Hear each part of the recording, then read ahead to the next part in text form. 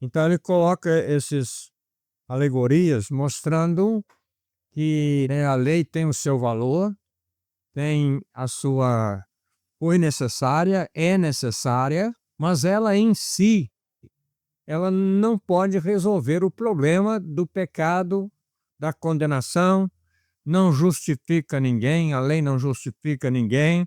A lei, pelo contrário, ela sempre aponta e mostra o erro.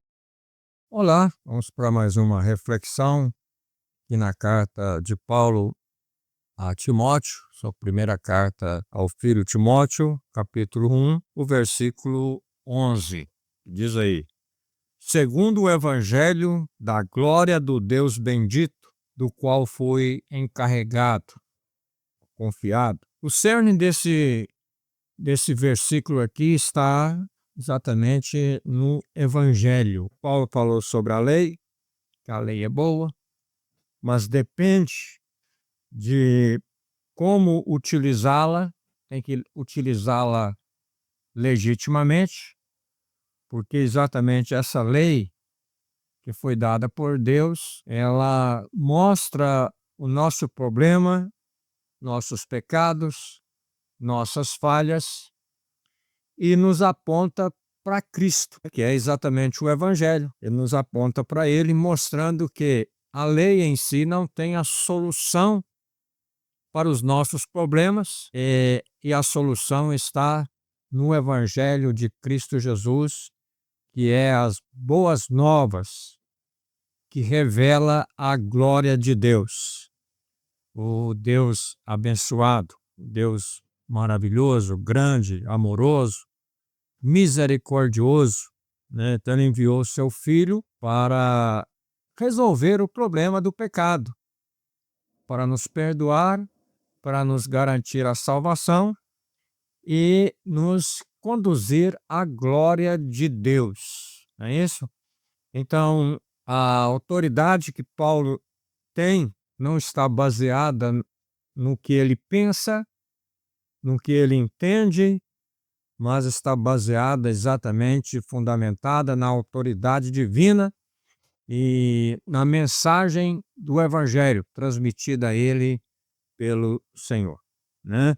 Então, colocando o contraponto aqui sobre a lei e o Evangelho, Paulo diz que Cristo veio cumprir a lei, não é que nós não devemos obedecer à lei, porque a lei é boa, como Paulo falou, mas em Gálatas, por exemplo, Paulo faz uma alegoria entre a lei e a graça, a lei e o Evangelho, citando Agar e Sara. E ele fala que os que estão debaixo da lei, como Agar, né, que é escrava, e aqueles que estão no Evangelho, né, estão em Cristo,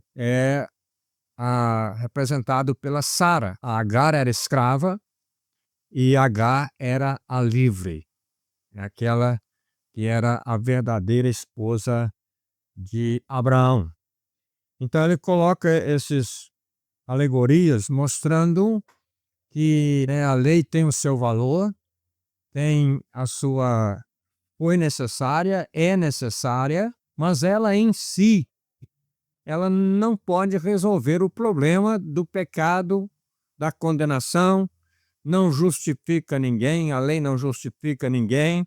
A lei, pelo contrário, ela sempre aponta e mostra o erro. Mas vindo o Evangelho de Cristo Jesus, esse Evangelho da glória de Deus, né, como diz em Hebreus, que ele abriu um novo e vivo caminho para que todos, né, todos pudessem chegar à presença de Deus, né, ter a presença de Deus em sua vida. Então, o versículo diz segundo, ou seja, conforme o Evangelho, né, está dizendo, olha, a lei é boa, a lei mostra o pecado, a lei fala que nós não temos condições de nós mesmos de resolver o pecado, por isso ela precisa ser tratada de modo legítimo, no modo que Deus deu a lei.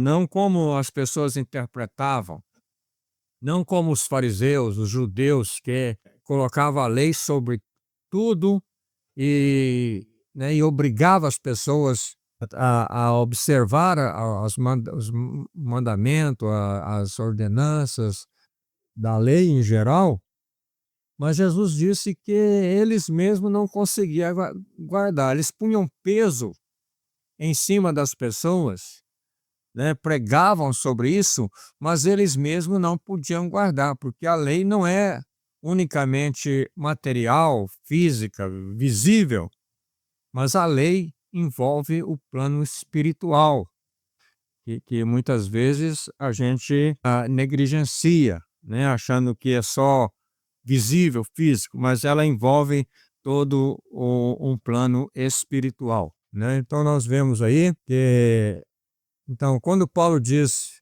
ao dizer evangelho, o texto aponta para a mensagem central e cristã, né? Jesus Cristo crucificado, ressuscitado, que salva e revela a glória de Deus. Então, esse é o evangelho. Em várias cartas, o apóstolo Paulo fala sobre a glória de Deus, né? Que é o horizonte que ilumina a salvação e a transformação de vida, né? Depois ele vai dar, ele mesmo, dar o testemunho dele aqui, como o evangelho transformou a vida dele e como o evangelho tem transformado, porque ele fala em Romanos, né, 1:16, que o evangelho é o poder de Deus para a salvação de todo o que crê, primeiro do judeu, também do grego. Então esse evangelho, que é a revelação de Jesus Cristo, Jesus que viveu, que ensinou, que morreu, que ressuscitou, que subiu ao céu, que está intercedendo por nós. Então essa revelação do evangelho transforma, né? Transformou ele, Paulo, e tem transformado inúmeras pessoas, né? Através dos séculos, através das eras. É, a outra coisa aqui que é importante nesse versículo, que diz que ele foi encarregado, ou a ele foi confiado esse evangelho. Ele mostra o quê? Que o evangelho não é dele.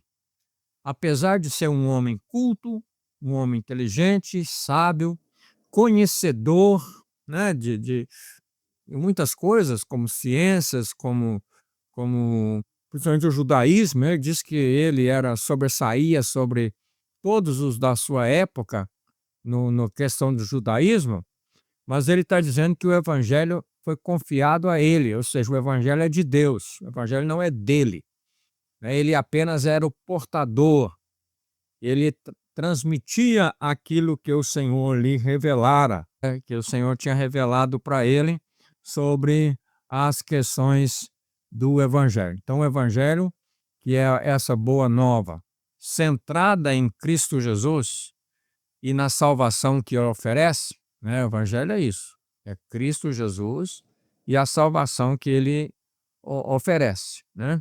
Tem outra expressão aqui que fala que o evangelho dá glória de Deus. Descreve o objetivo e a revelação máxima de quem Deus é na história da salvação. Então, glória de Deus. Todo o objetivo é glorificar a Deus, né? O objetivo de Cristo, glorificar a Deus e trazer as pessoas a esse conhecimento. Então, o evangelho é a coisa mais importante. Então, o que nós devemos fazer? Manter o foco na glória de Deus ao compartilhar a nossa fé, não na própria reputação ou desempenho. Ou seja, a palavra é de Deus. Deus é que transmite, Deus é que usa a pessoa. Ele chama quem ele quer, como ele quer, para fazer a obra que ele quer. Nós somos apenas vasos, e precisamos manter-nos fiéis ao conteúdo do evangelho, mesmo diante de pressões, de resistência, lembrando que a mensagem não é nossa, a mensagem é de Deus. Nós estamos aqui para transmitir a mensagem de Deus. Oremos. Deus, nosso Pai, glorificamos a Ti pela Tua palavra, pelo Evangelho de Jesus Cristo, que transforma a vida, que restaura, que nos leva e conduz à salvação eterna. Senhor possa continuar nos abençoando.